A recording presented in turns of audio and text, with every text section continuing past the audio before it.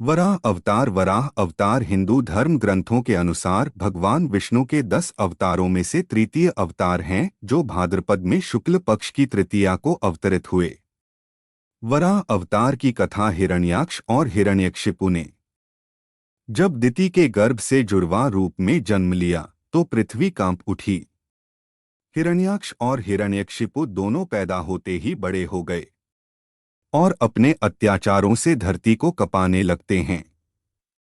यद्यपि हिरण्याक्ष और हिरण्यकशिपु दोनों बलवान थे, किंतु फिर भी उन्हें संतोष नहीं था। वे संसार में अजेयता और अमरता प्राप्त करना चाहते थे। हिरण्याक्ष और हिरण्यकशिपु दोनों ने ब्रह्मा जी को प्रसन्न करने के लिए बहुत बड़ा तप किया।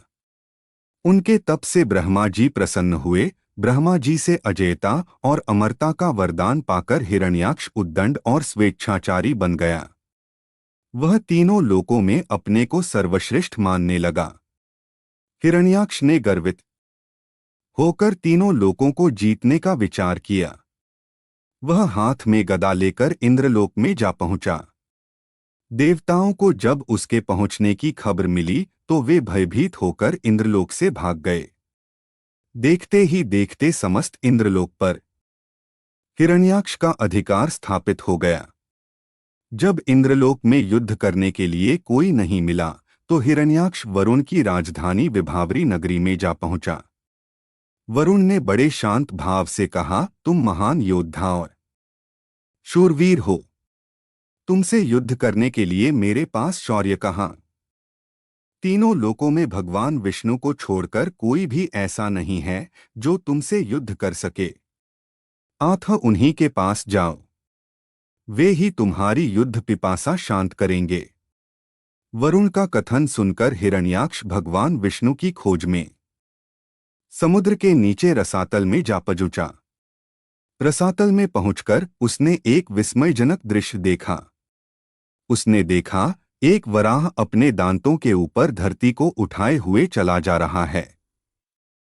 हिरण्याक्ष वराह को लक्ष्य करके बोल उठा, तुम अवश्य ही भगवान विष्णु हो। धरती को रसातल से कहाँ लिए जा रहे हो? यह धरती तो दैत्यों के उपभोग की वस्तु है, इसे रख दो। तुम अनेक बार देवताओं के कल्याण के लिए दैत्यों को छल चुके हो, आज तुम मुझे छल नहीं सकोगे। फिर भी भगवान विष्णु शांत ही रहे। उनके मन में रंचमात्र भी क्रोध पैदा नहीं हुआ। वे वराह के रूप में अपने दांतों पर धरती को लिए हुए आगे बढ़ते रहे। हिरण्याक्ष भगवान वराह रूपी विष्णु के पीछे लग गया। उन्होंने रसातल से बाहर निकलकर धरती को समुद्र के ऊपर स्थापित कर दिया। हिरण्याक्ष उनके पीछे लगा हुआ था, अपने वचन बाणों से उनके हृदय को बेध रहा था। भगवान विष्णु ने धरती को स्थापित करने के पश्चात हिरण्याक्ष की ओर ध्यान दिया। उन्होंने हिरण्याक्ष की ओर देखते हुए कहा, तुम तो बड़े बलवान हो। बलवान लोग कहते नहीं हैं, करके दिखाते हैं। तुम तो केवल प्रलाप कर रहे हो। मैं तुम्हारे सामने खड़ा हूं। तुम क्यों नहीं मुझ पर आक्रमण करते? बढ़ो आगे, मुझ पर आक्रमण करो। हिरण्याक्ष की रगों में बिजली दौड़ गई। वह हाथ में गदा लेकर भगवान विष्णु पर टूट पड़ा। भगवान के हाथों में कोई अस्त्र शस्त्र नहीं था।